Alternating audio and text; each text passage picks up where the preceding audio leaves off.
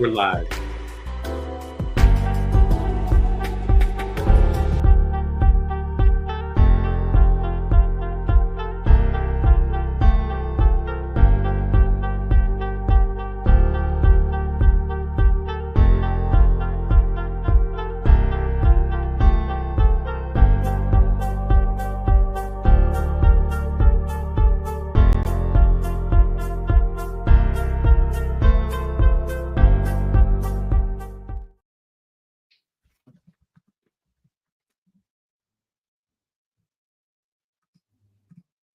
Bang. There he is. Check one. Got you. How are you? Looking good. I know I'm looking good, but that's new swagger I see you wearing. Hey, you like it? I do. I hope you bought Travis Matthews Scott because it looks like it's or stock. It looks like it's thrown up all over you every time I see Dude, it's my brand. You know what I mean? Just the vibe, everything about it, the feel, everything. Love it. Hopefully you got the golf game to back it up, but you know I do. Good. Well, look, still early Pacific time, so I know. It'll take me a minute to get going, but I'm fired up. I'm ready to go. It's been a couple weeks since we tagged up. I was thinking about what we want to talk about. And well, actually, you had sent me a message like, "Hey, what do you want to tackle today?" Now, mind you, anyone that happens to see this, the heart behind what we were trying to do was recognizing there was these discussions that would take place in certain spaces, AppWorks amongst them with the open topic, and they would weekly say, "Hey, this is what's going on." And they would probably start with some foundational things about here's the open topic, things that many people know, but there's always someone new. And then there would be some various questions that get asked, but there's only an hour, right? Yeah. So let's just say, let's be positive, at least to start out. There's only an hour, so there's only so much you can tackle. So we just recognize, whether it be you and I just getting on the Slack channel and saying, okay, what do they mean by this? We need to figure that out. This is actually the real answer, that sort of stuff. And we just, would be on chat. And we're like, screw it, let's roll live. And so that was the heart behind it, Randy. I think the heart's saying, would you agree? I would agree for sure. We live in this space every single day. So, and not just looking at AppWorks, looking at Army, what they've got, which they're doing some exciting stuff over there. Navy. Got that on my list today. I want to ask you about a few things there. Yeah, just got back from AUSA. It feels like yesterday, but it was a week or two ago. That was an awesome event. What they're doing with X-Tech, all the different rounds through X-Tech, the SIBR program, and then funneling that into, excuse me, AUSA, the Innovation Corner. Fantastic. Love what the team there is doing. And then the Navy, man, we're seeing the Navy just go nuts with Catapult. I get those two confused sometimes. Catalyst, Catapult. They need to coordinate better on these funds matching programs because it's ugly right now. So look, I think what this is becoming is something that is like, let's talk about DoD, SBIRs, STTRs. Yours and my background, we can go in any direction outside of SBIRs and STTRs, but being that this space is growing so much more, where we've been in it for a while, we got newcomers into the marketplace, if you will, that were initially, I'll just say it, poo-pooing on SIBR sitters, and now they're all about it. So it's just another big data point that what we're doing, the space that we're in, that we've been in, is continuing to get hotter. People are seeing it. And now you and I are those two folks that can come in and be the authoritative figures in this space to a degree. Not the only ones by any means. No, right. But there's other guys in the space that are doing awesome things, and to very much giving them credit for that. But from our angle, man, we've got a lot to say, and I think a lot of value to provide to the marketplace. And that's, again, this is you look at something like this, and hey, we got our logos up in the corner. And again, we'll get StreamYard off here. I'm working on it, Randy. Don't get on me too hard in terms of quality of production. But there is an element of having this discussion and being like, hey, we're inbound over here, got a portfolio, we're cooking. Hey, we're Sightline over here. But there's I think both your and I approach our brand. I think this is reflective of our team. It's like let's just put the cards on the table. This is what we're talking about. This is what we're thinking about. Right. That's not going to change. There are no secrets here. That's not going to change Yeah. whether or not you are going to sit here and think, I need that support to get where we want to go. And why is that? Because it takes someone in the trenches with you. Yeah. And we know, right? You know what the strategy is, how to do it, how to execute it. But at the end of the day, it takes someone to execute it. You got to have a good strategy, no doubt about it. But you got to have someone who can execute. Yeah. And without an expert operator, I love those two words together. Without an expert operator that understands the grand strategy, can create a grand strategy with a company with dual use disruptive tech. Without that, you know, you're just not going to be successful in the long run. Maybe in the short run, but not in the long run. Well, and every ounce of energy you put towards solving, cracking this nut and executing these things, from it's simple administrative details. You think about registrations and all these things that you need to do just to be eligible, to understanding requirements on it. And I'll sit here and say, and I'll pontificate like I'm brilliant, but I know, like, at my core, I'm a self-deprecating human being that recognizes what we're doing is not rocket science. Rocket science, right? I think we've got a knack for understanding how to execute these strategies well, but like, you need someone that knows a space that's not drawing you away from what you're doing, which is oftentimes fundraising, which is oftentimes leading your own team, which is oftentimes, development of your own technology. So, if you find it helpful, awesome. Like, but the other thing I'll add to that, though, in terms of the heart behind the conversation we're having is, we're not coming in with this idea of, all right, we want to build an audience and this is what they want. It's more like, hey, we are having conversations anyway, so screw it. Let's just go live and see what happens. Yeah, and there's nothing scripted here. We do not have. I don't have anything that I prep for. This is what I'm doing on a daily basis. This is the content, the information I'm providing my clients, providing my team, providing partners in the space, what we're talking about, and all we're doing, you and I, is just doing it in a LinkedIn live event. So also on YouTube, not a big deal, but found a way to get it on YouTube live. Okay. Hey, you might find us on YouTube eventually. Right. Yeah. Ryan Trahan, reach your heart out. That's my daughter's favorite guy right now. He's pretty cool. Yeah, dude. He's same. Like nonstop in my house. I'd quit doing what I'm doing if I could do Ryan Trahan's life. Just go, hey, I'm gonna deliver burritos for 3 days and see if I can make enough money to survive. Whatever it is, the thing is. So, okay, all right. Last thing that came to mind in terms of like just kind of like sort of housekeeping elements. I've had similar conversations recently. We're in a very interesting season, and I want to ask you, and I'll very briefly tell you how I talk about it, because the heart behind this, again, or what prompted is like, hey, we know this weekly webinar is very consistent. AppWorks isn't the only one that does it, but they're very consistent. We just went through a big phase 1 round, and it just seemed logical. Hey, we'll do it after the webinar. Well, the webinar's not happening, and we'll talk more about that in a second. But there are a couple reasons why I think Air Force, Space Force, Department of the Air Force gets mentioned more than anything else.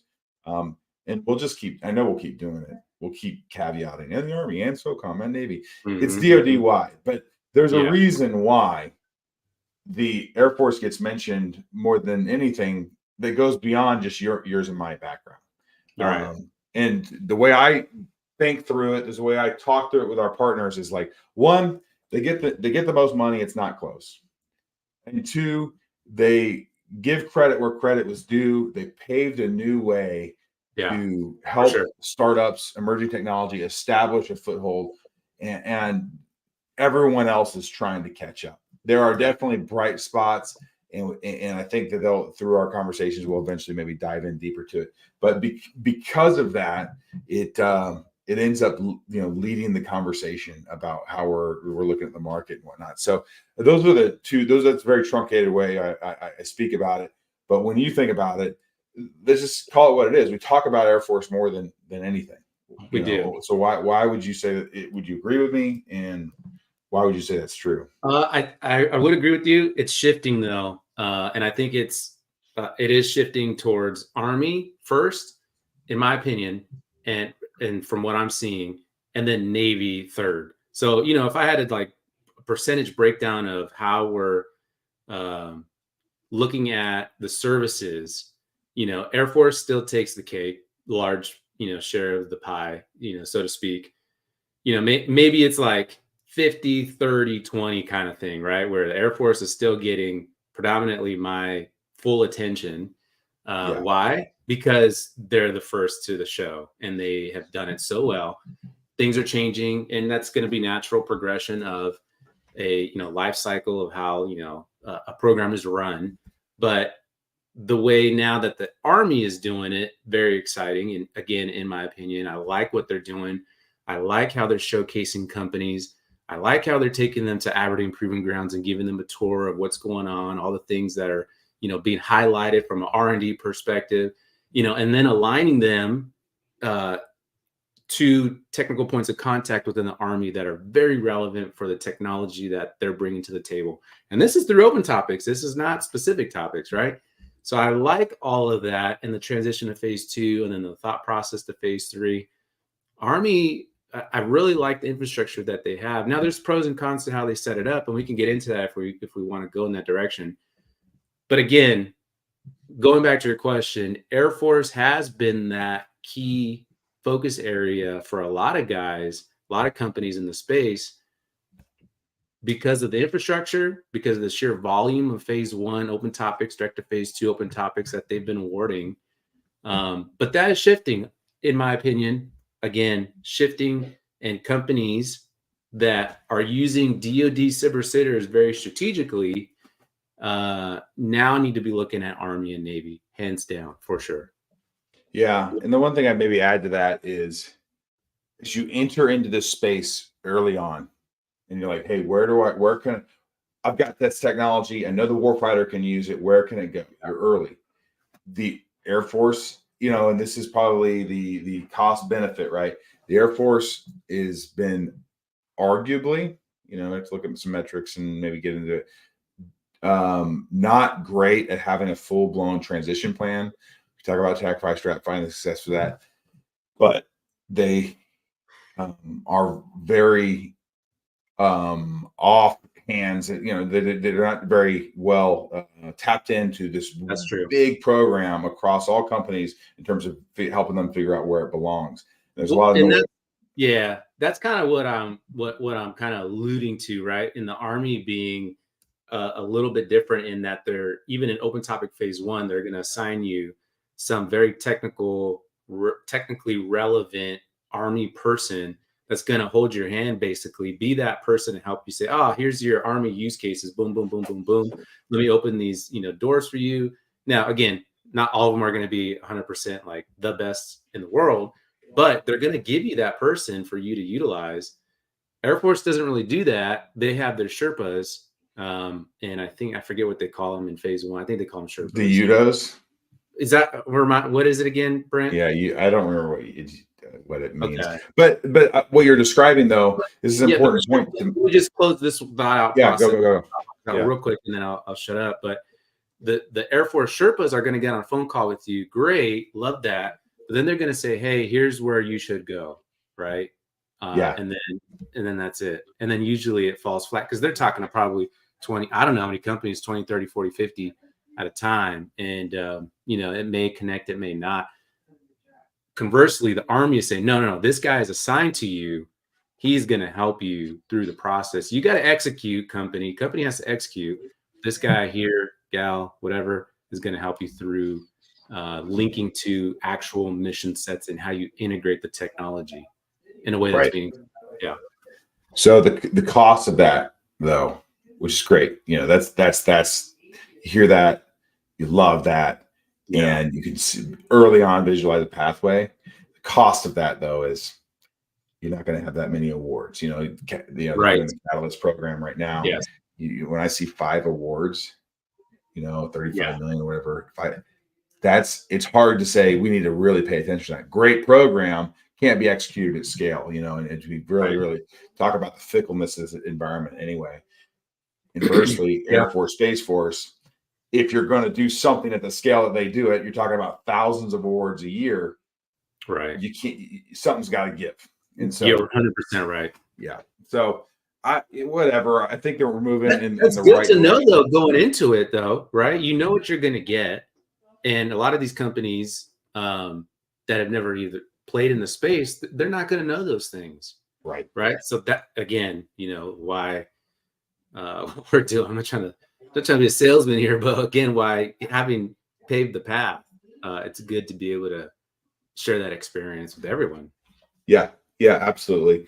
No, well, that's good. So, all right. So before we kind of move on to some other things, like I said, you asked me what we want to talk about, and I said, let's destroy AppWorks with our words,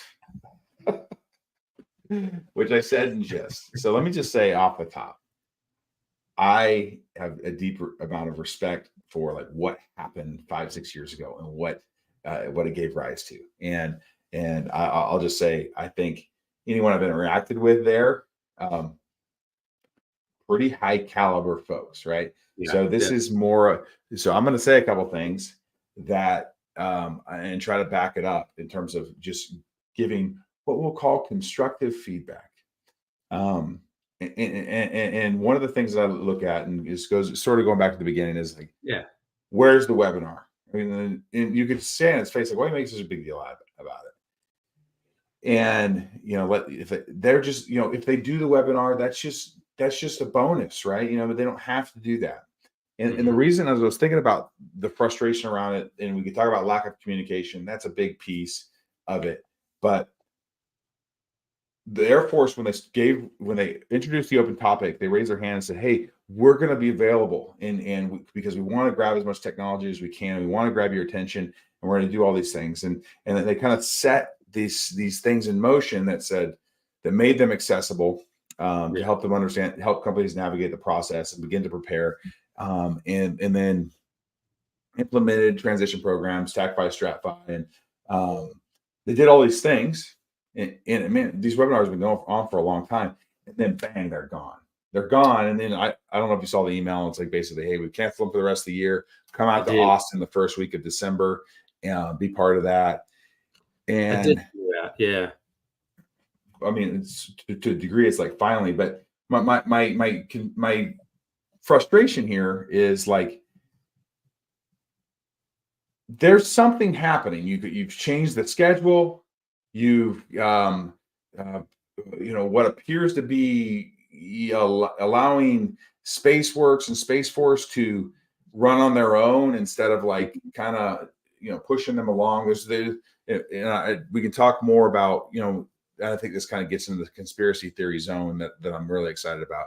But you've done all these things, and then you just take it away, and you almost do more damage to your reputation, so to speak, than good when you fail to communicate what's going on. And so, as companies prepare, I mean, think about this, Randy. When you had contracts awarded for phase ones in May, and said, "Hey, you've got 90 days to go find a customer and end user." Now, we've been doing this a long time. We know that 90 days is actually probably 5 months. We knew that from the jump, and that was easy to communicate. But for other companies, that's less clear. You go and you interact and you find customers and users that are super motivated, and then you go dark.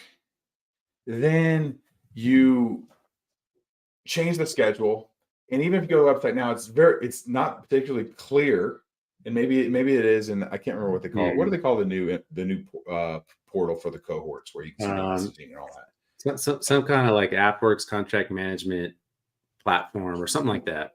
Yeah, it's changed so many times. I'm just blanking on it, but where you can see messages and whatnot. Yeah. And there's a little bit of detail there, but quite frankly, people stop checking that because it's not very active. Yeah. And now you got to go back to your customer and end user and say, "I don't have a customer memorandum ready. I don't know when it's going to be ready. I don't know when I'm going to have you sign it. And we know it's going to be February 5th, just by the way, but that you move the timeline another 4 or 5 months, thinking about the DoD and how many times things shift and how they've actually got their own job to do on a daily basis. Yeah. And this is, if you're presenting a new technology that you've presented additional duty to them anyway, all these different problems. And so now you're saying, okay, go sit on your hands, and we're not going to talk about it. We're not going to prepare you for it. We're not going to be ready for it. So I'm trying to just kind of like give the context why. Yeah, hey, this is a problem. This is a what's problem. upsetting to you? Yeah, Yeah. It sounds, Dean, if I could boil it down, it sounds like the lack of communication is not the fact that they took away the phase 1 open topics, which okay, we could talk about that. I think more so from your perspective, I think probably to the larger audience's perspective, the lack of communication on, hey, this is what we're coming into 2025 and what our focus areas are going to be. Okay, great. Industry can now adapt to that, get prepared for that, and understand how to position themselves well so that we could compete well for those opportunities. I think that's probably what, your frustration may be lying. Is that sound about right? Yeah, and real quickly, John from my team, he just chimed in and said, "Is it Ignite? Is it Ignite? I'm gonna have to log in after this." Are you talking about the AFWorks portal, or the one where you like put deliverables and then they approve them and then they'll have your contract? Yeah, not that, because by the way, that was a great improvement. That's I think we're using Salesforce to that. It looks really clean. Yeah. Just the message board, right? The place where you can like see the instructions for CLIN 1 and CLIN 2 and all that. Here's the deal. I'll tell you right now. So just real-time impact of things that can happen. This is a little bit of a different situation, but I think what we're seeing play out leads to some challenges that you can present. On a call Friday with an AFWorks contracting officer who was great, by the way, an AFWorks PM, and we had a contract awarded over 2 years ago now. And this was one of those particularly long lead times between proposal and award. Mm-hmm. And then midstream, and this was one that was subject to human subject research, midstream, human subject research they had changed the requirements around that, and that caused further delays. And so what happened during that time, that long period between proposal and award and HSR, is our TPOCs that were wildly excited about what was happening left, both of them. Mm-hmm. Yeah. New person comes in, they're excited, but like, I'm busy. I got a shop to run. I got things to do. And, I'm motivated, but like, if it becomes too much, like it's not something I can support. And so there ended up being a real big disconnect between the company and the TPOC and AFWorks. And so we, for over a year, tried to shift some of the scope elements and all these different things. And in this particular instance, the company put some wheels in motion, let's say, in terms of the scope that couldn't be stopped. So we had a kickoff meeting, went well, and then we went. Yeah. And so, as contracting officers, we know you shouldn't do work unless it's approved or whatever else, but it wasn't an option. Companies, especially in the space, when you go, you got to go. Yeah. And so we ended up conversation on Friday with the contracting officer, put all the pieces together. There was a bunch of turnover with the contracting officers, had all this story that needed to follow. And they said, hey, the best thing we can do right now is just cancel the contract. We're going to terminate it for convenience. And we suggest, as a good contracting officer would say, we're just going to T for C, and we're going to deobligate all the funding that's left on the contract. Mm-hmm. Now, what we have to do now is write some things that explain the work that was done, and hopefully negotiate to secure some of that funding before canceling and all. And that we're going through that process. But that's the reality of what happens. So when you delay this thing, you're not equipping companies well to be able to understand how to prepare for it. You've become a thorn in the side of your TPOC and your customer and end user. You're having meetings, maybe where you're doing things to try to keep that relationship warm. Yeah. But you can't give them anything. You can't give them anything because we're still just waiting. We still got to propose, and we have to wait for an evaluation period, and we have to wait for results. And so that's going to be over a year since the big. So think of all the great things that you did when you said we're going to make a bunch of small bets and we're going to move quickly and all that sort of stuff. You take it all away. So the program that you have built, you've now turned it on its head. So that the damage that's done through the process itself, even communication can't solve that. But why not say, this is why we can't give you a customer memorandum that doesn't say draft on it. Yeah. And that you can begin to move forward and build a plan around it. Why? Well, I don't know why. I'll tell you that. I mean, I know what, if we were to ask why, I know why they would tell us. Hey, it needs to go through a board, and we have to have legal look at it, this, that, and the other. I'm like, it's the same thing as it's been at the previous 5 rounds. Like, let's call it what it is. So I mean, streamline the operation. I would love to see, and I would hope, maybe AFWERX, since we're belaboring on AFWERX right now, that they come out. What did they? Was it 3.0 or 2.0 that they're on? Like AFWERX 2.0, 3.0, whatever. It's 3.0. Come on, it's 4.0. Okay, yeah. Like, I have a feeling, and I know they're probably in a transitionary period a little bit, although Commander there has been in the seat for a year or two now. So it's like, hey, is there going to be a 4.0? Are you guys working on 4.0? That would be interesting to know. So, but yeah, I agree. Communication should be better. Hey, what coming into 2025? No, not. We're not going to not have anything until 2025. There really should be something in November, December saying, look, this is what 2025 looks like. Okay, maybe if they have it in January, okay, there's some grace there. But November, December, hey, this is what AFWERX is focused on in 2025. I think that would be very well received within industry. I agree. And I'll just close with this thought. Like, look, you're the government. We have to go with what you say. We know that all the time. And if you want to mirror what we see in the rest of the DoD, which is just like poor communication, do what you want, knowing that full well, companies ain't going anywhere. The funding's too readily available. And yeah, they might be upset along the way, but I don't care. If that's what you want to be and you want to mirror the rest of the government, fine.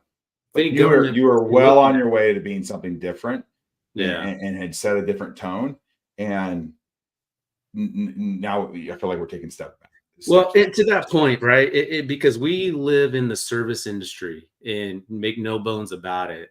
So, we're always looking at things, at least, I'm always looking at things on how do I delight the customer? How do I delight the client? And from that point of view, I have to take a perspective of, like, I want you to work with me.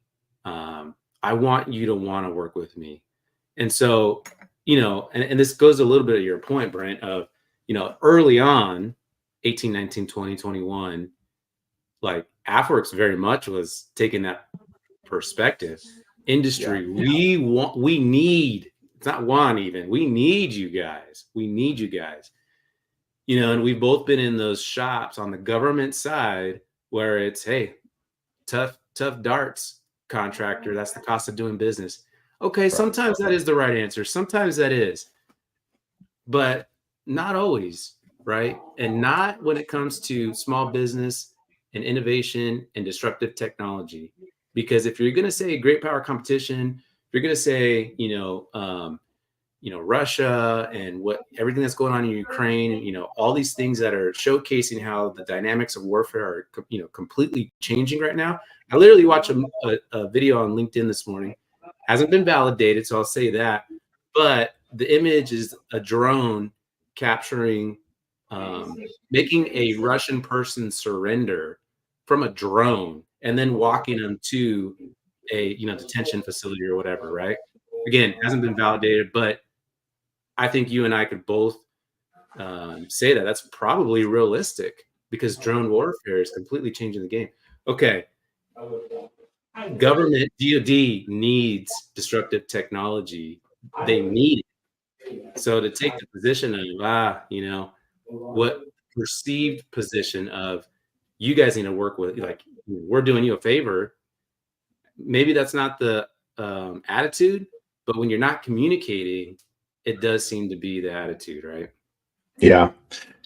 And it's easy. And that's the part of the thing. It's easy to send an email to would be probably a massive list of people just to inform. It was easy for us this morning to just click live and say, hey, here's what's going on. Here's what we're thinking about. Alternatively, maybe their approach is being like, hey, we're going to be at the events, meet us at the events, and we're going to talk to you about our strategy for right, because it's really easy to have a meaningful conversation when you've got a line of 50 people wanting to talk to them. Yeah, and all of which sit there, they think, oh, I know someone from AppWorks now, I'm going to have funding. I'm like, no, that's not the way it works either. So I hear you. So we can stop there. I think it's important to acknowledge. I mean, look, I don't know if they get this feedback or not, and whether it be, I won't name names right now because I would love to have the conversation in person, or even part of this to just ask what the real story is. But there's a better way. And so if you're not getting that feedback, there it is. Amongst other things that I'm sure we'd like to talk about. And I would say too, is it's not just AppWorks, but our livelihood depends on understanding this well. And even in the midst of poor communication, we're going to have a plan, and that's where I want to take us next. Like, hey, what's your plan as we head into this new season? That's exactly what I was thinking too. 2025. So we're going to figure it out, but just know that like we think about this more than anyone, and we work through it, we labor through it with our partners, and so we're trying to find a way to make it work and not just complain about it, right? So that's where we live. And so if that vantage point is of interest to you, there it is. That, hey, I think you'll find that many that are like us are probably thinking some of the same things. If it's not of interest to you, hey, there's a reason why we only have 3 or 4 people in here, right? So, but okay. So, let's pivot to, all right, we're going into this new season. A couple of different things have changed, not just at the AppWorks level, or not just with Army or whatever else. At the OFD level, things have changed. Yeah. How are you taking seasons like this, understanding holidays are coming, and arguably government goes MIA, which I actually argue you actually might be able to get attention more because there's just not a lot happening. But how are you thinking about it through your portfolio and your team this kind of unique season? So easy to let November, December be just kind of like the slow time. But the reality is this is where all of the groundwork is laid for Q1 and Q2 of 2025. Good grief.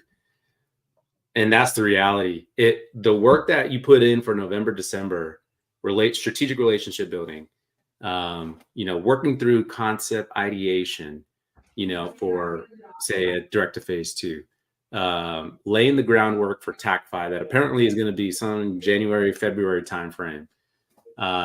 If we're not doing that right now, then come January, you're going to be behind. Too late. It's too late. I won't say it's too late, but you're really, really behind. And who wants to start off the year really, really behind? No one. Right. You set your goals for 2025. Every company, should be doing this. My company is. And if you're trying to set those and firm those up late January, February, okay, better late than never. But man, now you're already missing rounds because stuff is happening in January. So the momentum is gonna quickly begin, and every company has to be ready to go, ready to rock and roll for a bunch of opportunities. And get this, so you got this is, again, we're just looking at Air Force right now. Let's just say TAC-FI opens up in January, February. Fantastic. They don't have a big window for that, and it is a good amount of work. Then in February, you're going to have a direct to phase 2. And oh, by the way, if you have a 24/7 24E phase 1 open topic, that's going in. Let me back up. If you have a 24/5 24D phase 1 open topic, that phase 2 is going in the February timeframe.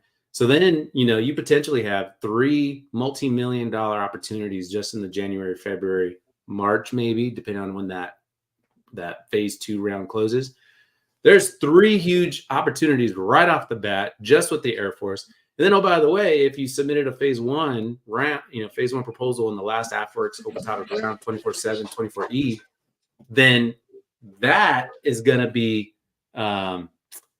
turning into a phase 2. Obviously, we're waiting on results for those. But if you do win it, that's going to be turning into a phase 2 in the May timeframe. So and then you have to go through award negotiation process and persistent experimentation from armies coming out. Well, again, so Q1, Q2 with the Air Force, you're looking at, for a company that's competing well in this space, up to 3, 4, 5 phase 2 proposals, maybe more, 5, 6, quick math, but that's close, just in Q1 and Q2 of 2025. Right. So, okay, so that's just Air Force. So then, man, what do you need to be doing now and November, December? Today's October 31st, but November, December, you need to be laying that groundwork, building that relationship if you haven't already, finding that person that's super interested in your technology, getting them on board, and then giving them, hey, let's work together, but we're just waiting on this customer memo to be released so that we can fill this darn thing out. You can still fill it out, but you just can't have it signed until the official one comes out. So and I'll give credit where credit's due. Go. Sorry, finish that. Yeah, no, that's just one piece of the pie, and that's just Air Force. Then we didn't even talk about Army Catalyst, Army Catalyst program. We didn't even talk about Navy Catapult program, and we didn't even talk about specific topics. I got it right this time, John. Didn't call it special topics. So we didn't even talk specific topics, which November 6th, there's going to be another pre-release. And there's stuff that's open right now that's due November 20th. So there's so much going on. Yeah. Companies in the space, the possibilities are limitless. It's just a lot. Yeah, no, and like I said, credit where credit's due. Russ Long from Long Capture has been putting out some things around, momentum funds, right? And thinking about fallout funds and things like that. And it's certainly things that we think about. And it's just funny. You have an engagement with a potential partner, or even our current partners, and it's June, and they're like, "Hey, how do we get fallout funds?" Oh, no. You don't get them. Not if you're having the conversation right now. You need to be back in November and December of the previous year. Well, look where we're at. I got to turn this thumbs up thing off. Look where we're at. We're in that time right now, so preparing for that, having those conversations with your partners, and being, and asking the right questions about, hey, what's it take to get there? What do you need to see? And then building a path to get there by March, April, and things of that nature. So, those are things that are lost. So the big mistake would be to log on to DSIP and to see if there's any topics that fit you right now. If the answer is no, okay, there's nothing for us to do. Yeah. Wrong. So many levels. And from a company's perspective, hey, election, I just don't know, I'm going to hold off on making any big decisions right now. Okay, I get it. You could probably, weather the storm for a week or two. Got it. But again, November, December, got to lay the groundwork, or else we're behind, so far behind.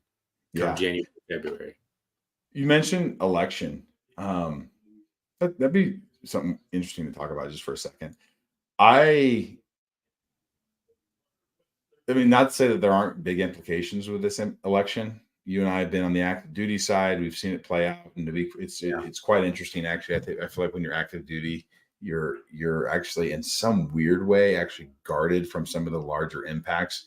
You don't have a profit and loss statement. You just kind of doing the mission, right? And if there's changes in the administration, then regardless if it goes left or right, it never really seems to change your world, which I think people might find interesting. I don't know if you agree with that, but I've been in deployed locations when there was a changeover. I've been in big offices executing a lot of money when there's a changeover, and in general, I don't see much of an impact.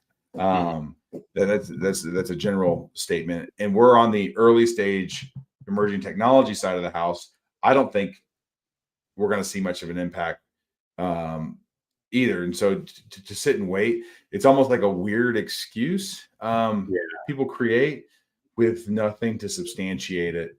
And so I don't want to poo-poo what it could mean. I mean, I think there's larger implications for the entire country and where we're headed. But as it relates to like your pursuit to engage with the warfighter and get your technology in their hands, I'm not 100% sure what people are thinking. So I don't know if you agree with that, if you have counter thoughts to that.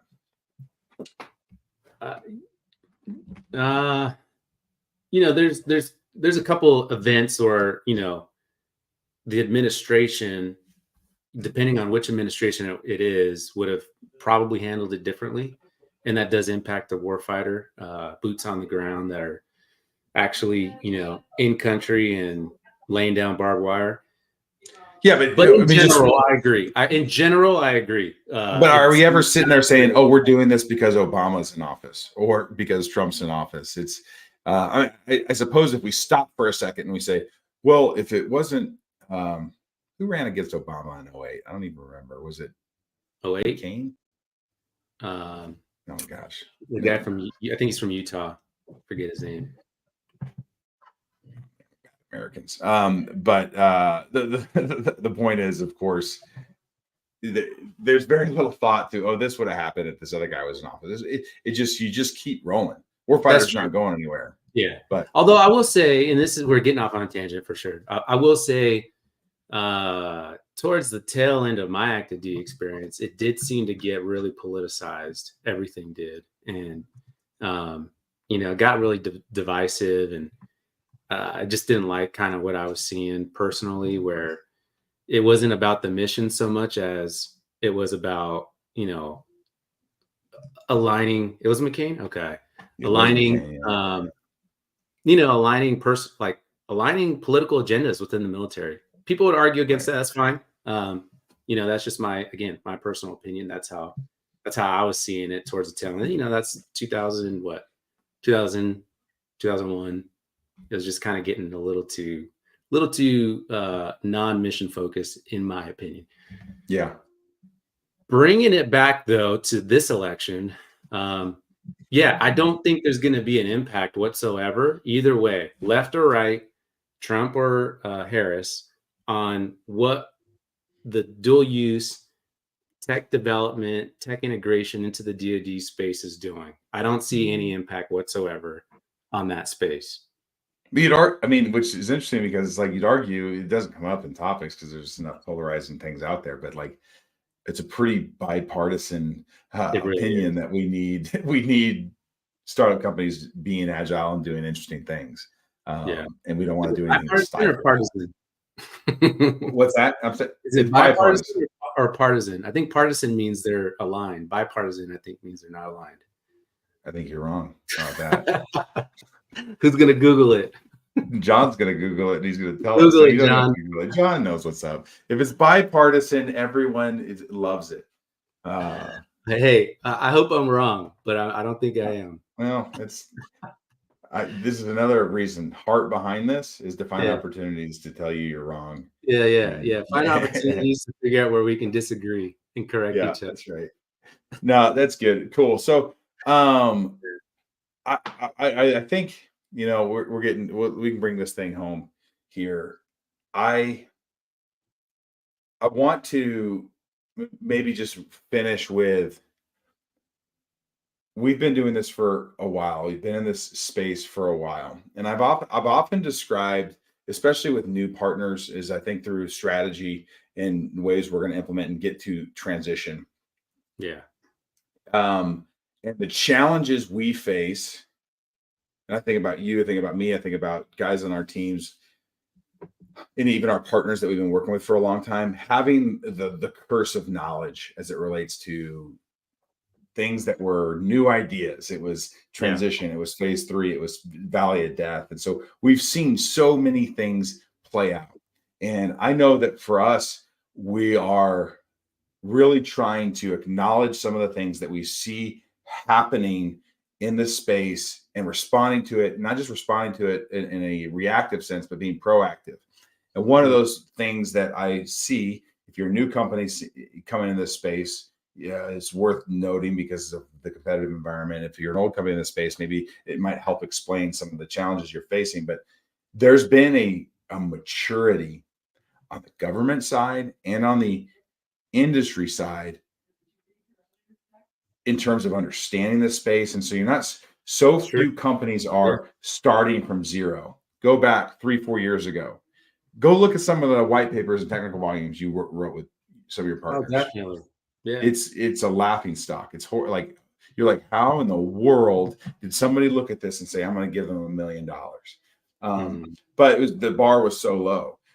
Go back to those initial engagements, thinking about the open topic and engaging with government customers and end users. And you saying, hey, this is what we want to do. Don't worry about the funding. We've got that taken care of. There's this thing called the SBIR program and AFWERX. And nobody understood. Nobody knew about it. Fast forward. And now it's very difficult to find someone that doesn't understand it. And if they don't understand it, they probably never will because they're not interested in it. And that's certainly fine. That's very true. And for us, both of us leading smaller firms, I think that we both are aligned unintentionally in our philosophy around staying small in the way that helps the type of service that we can provide, linking arms with our partners and things of that nature. And there are definitely other companies that have taken different approaches. But the other thing I've seen is like venture capital and board members and advisors have become aware of the space that we operate in. And so everyone's got a guy, right? Yeah. And for us, there's some people like inbound's the guy, right? Like, hey, if you're going to do that, you got to go inbound. We have a conversation, we get to working together. For others, it's different. So there's a maturity in the space, and so there's a level up that's necessary. And I maybe just like to as we wrap up, do you agree with that? How are you responding to that? Because the reality is, it was so easy to say, 4 years ago, someone says, I want to go phase 3, I want to transition to as they just walk in the door, and you're like, pump the brakes, homeboy. Yeah, there's a path that you have to follow in order to be successful with it. And it's not because of our lack of network or your lack of technology or whatever else. There's a process you have to follow, which is to a degree still true. But now I feel like there's a greater need to acknowledge that as the aspiration. The goal is not to go win a SBIR phase 1 or SBIR phase 2. The goal is to be more meaningful about it. So maybe just talk quickly about that and how you're being proactive instead of reactive to what we're seeing in the market. Okay. So,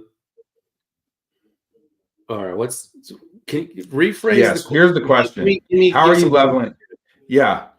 How are you leveling up, Randy? Because when we need to get Russ Long on here, because I'll give Russ the credit where it's due, and maybe he was right place, right time. Doesn't matter. The point is when the open topic was presented, you were communicating to industry, hey, pay attention to us. We're the DoD. Pay attention to us. And we're going to go give you a license to kill. And there was no understanding of what that even meant or how to do it. And so we were the bona fide oracles if we had any understanding of what was happening. Yeah. Okay. I got you. And now you're starting in a different place. And so there's just a level up that has to happen. And I think, this lives in this space where there's a lot of people that say they can do some things, and we've seen it play out, and hey, you're going to get exposed. There's okay. I'm with you. I'm with you, Brett. So how do I see it? Because there's going to be a number of different answers out there for guys in our space. How I see it is more value to the client. So, but what does that look like, right? More value, more value, more value. Well, there's some secret sauce in that for sure, but it's how do I continue to delight the client in a way that really doesn't increase their costs, opens up the network to more folks within the DoD for transition opportunities. Still there? Okay. For transition opportunities, and it really focuses in on, hey, I'm not putting profit above everything else. Because if I did that, then I'd be putting 7, 8, 9, 10 clients on one consultant, one expert operator is what we refer to them as. Where counter to that is actually no, I'm going to reduce the client load on each of our guys. I'm going to keep it at a manageable level. I'm going to provide them resources. I'm going to give them the capabilities, the training, the opportunities, the ability to travel, the ability to do well in the space for themselves, because when they're motivated, they're going to go above and beyond for our clients. And that's, at the end of the day, how we will always be able to level up for the long term. We're not looking for, hey, how do I get in front? How do I get, to moderate some event or whatever? Great. That's fantastic. But you only get, in my opinion, you only get to do that. You only get that ability by delivering an exceptional level of service with results. Have to win for your clients. There has to be an ROI. And then all that stuff is going to come naturally, right? All the, hey, we want you here. You got to have the right baseline. And if I see a lot of companies out there that, hey, I worked with this company, that company, and it just got stale, or, hey, it just fell flat. Okay. Not everyone's going to bat 1,000, but at the same time, that stuff matters. And yeah, in our state, I think companies like Inbound and Sightline, we care so much about every single client being successful in this space, because we believe in technology 100%. And we believe it's going to be revolutionary for the warfighter. If we did it, then we should not be working with them. So to me, I have a big conviction for that. And, we're going to do everything we can for our clients. When our clients are happy, when we're executing well for them, we win.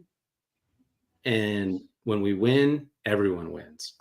Yeah. And that to me is the leveling up. I know that sounds maybe not like a direct answer, but that's how I see it. I agree. And we're working pretty deeply on how to strategize. I wouldn't say more effectively, but if you can cast that vision, the steps to which you are going to grab that foothold and ultimately achieve that ARR inside the DoD haven't changed all that much. And there have definitely been little offshoots of that. If you think about the path that you follow, there's definitely been some, there's that thing, and opportunities that present themselves out of nowhere. And we're mindful of that. But if we can identify that target sooner through transition, through a PEO, program of record, everyone was talking about program of record, and make sure that the steps here in the beginning are really intentional about not only winning and getting the funding, everyone loves non-dilutive funding. It's certainly what pays our bills, but the steps being really intentional towards that path there at the end. Absolutely. There's deeper clarity about that. There's a lot of secret sauce in that, actually. And okay, what is my pathway for every opportunity I'm going after? Okay, now we got to create a legitimate phase 3 transition pathway. What does that look like over the course of however much time that it needs, depending on the technology, where it's at, the TRL level, all that good stuff. And a bunch of different things need to be considered, and not just how the DoD is going to use it, but okay, what about manufacturing? What about design for manufacturing? What about commercial applications for it to bring down the costs so that the government can have a good, price point? Who's going to be that person to do that? Do you have people on staff that understand, operationalizing? Or are you going to link up with a company like Lockheed or whatever that can actually manufacture this thing for you? Okay, you are going to do that. Okay, who are you talking to today that's going to be able to help you with that transition? There's so much to it. I only scratched the surface there. But for every phase 1, phase 2, whatever you're going after, that stuff needs to be considered. If you want to, I think not just us leveling up, but our clients and companies across the board are leveling up and being very deliberate about these kind of things. And companies need to be new entrant companies need to be doing the same thing, because there's people that have been playing this game a while now, and they understand, okay, I need to talk about all these things to be competitive, because we're in a very competitive space. Yeah. And my encouragement there is probably twofold. One, the game is still the game, and you got to play to get paid. And so, I've had these interesting conversations about, hey, we're not a phase one company. We're past phase one. I'm like, well, you're completely lost sight of what absolutely it takes to establish. So if in the open topic environment, 75,000, we talked about it. If that's more than a drop in the bucket, you're probably in trouble anyway. But understanding what it takes to establish a foothold, that's changed very little. More competitive, but the process has changed very little. But on the flip side, whether it be considering working with a partner like Inbound or Sightline or anyone else, like, man, that has to be step one, onboarding. Like, here's the strategy. Now, and something you can refer back to over and over again. Are we on that path? Yes or no? Or are we just chasing money? 100%. Absolutely. And that's a collaborative effort, of course, right? I always talk about how, like, when you transition, it's not going to be because you have the magical consultants, because it's maybe because of your technology and because of your team. And you got a plan. Yeah, you got a plan for it. That's exactly right. So and the plan is not, hey, I need my TPOC to, find me the money. That's not the plan. That's a piece of the great that point. is one piece of the plan. And the companies rely on that. I had a good TPOC, but he moved, just like you were talking about earlier. Yep. He was all about the tech, and we were moving and grooving. And then he PCA'd, and the person that came in busy, liked it, but busy. And they just didn't have the time of day for it. So it just fizzled out and died. Okay. Yeah. Well, if you had a plan, then you weren't going to have to be relying on that TPOC. Maybe you found, and this is not to your situation, but if it continued, okay, you're not relying on that TPOC to find you and go after, money that's identified in the NDAA, program of record money. You could kind of go do that and maybe pivot to some other program office because you're building relationships elsewhere, right? Yep. You're the one driving the ship. Company is.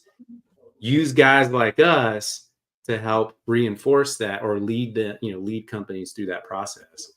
Yeah. That's the big value prop, I would say, for companies like yours and mine. I like that. That's good. All right. That I think it's good to be back. We didn't get to talk about AUSA. I wanted to pick your brain, and we'll find an opportunity to talk about some things that you were seeing in the Army that are encouraging. But if for some reason you weren't here live and you see this, like, you drop us a note in LinkedIn, I guarantee you're going to get a response. If you have a question or whatever else, happy to help you with it. And if you want to talk about partnering or whatever, obviously we're here for that as well. So cool. Any parting shots? No, man. It's good to see. It's good to be back here. Feels like it's been like a month since we've done this. So your poor clients, you've been gone. Do you even work anymore? Moving and grooving for my clients, man. Tell me the secret of how you don't do anything. You're on vacation all the time. Yeah, right. Your clients stay satisfied. Dude, no, man. I haven't even added it up, but the number of proposals that we put in the last I take that back. The last 6 months have just been nuts. So I have nightmares about DSIP. So. The clock is ticking. All right. Right. Hey, get after it. Have a great rest of the week. All right. Yep. You too, man. See ya. Bye.